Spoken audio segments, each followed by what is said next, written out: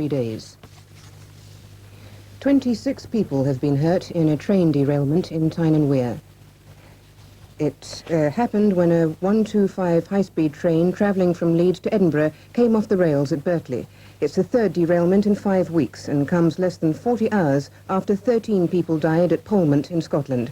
Tony Baker has been finding out what happened. The accident happened as the 7:30 Leeds to Edinburgh train was passing a chemical works in the town of Birtley Tyne and Wear. Eyewitnesses said 2 middle coaches appeared to stand on end before plunging down an embankment. Passengers were pitched down the side of the track and other coaches were derailed too. While ambulances ferried the 26 injured to hospital, the rest of the 200 people on board were given comfort in the yard of the chemical works.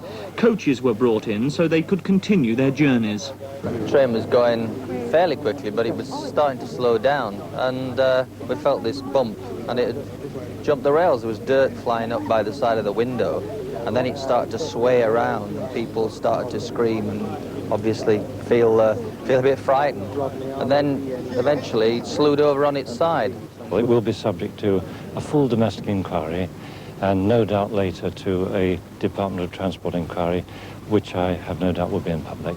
Are there any similarities, can you say yet, between this crash and the previous crashes at Morpeth and in Scotland? I can't. There's no indication at all of the cause.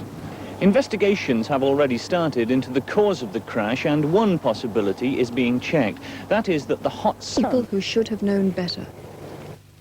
20 people were hurt today, but not badly, when an intercity train crashed at Birtley near Newcastle. 2 days ago, a crash in Scotland killed 13 people.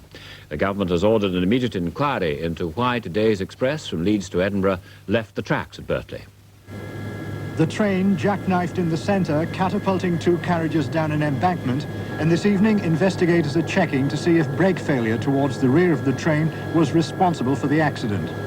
Several hundred yards of track was destroyed as the train plunged to a halt, and railway experts are once more praising the construction of the new Mark III carriages for preventing far more serious injuries. There were 200 passengers, but only 2 remain in hospital this evening. British Rail, already under pressure following recent accidents in the northeast and Scotland, while refusing to comment on the possible causes of this one, have ruled out any suggestion that the train was going too fast.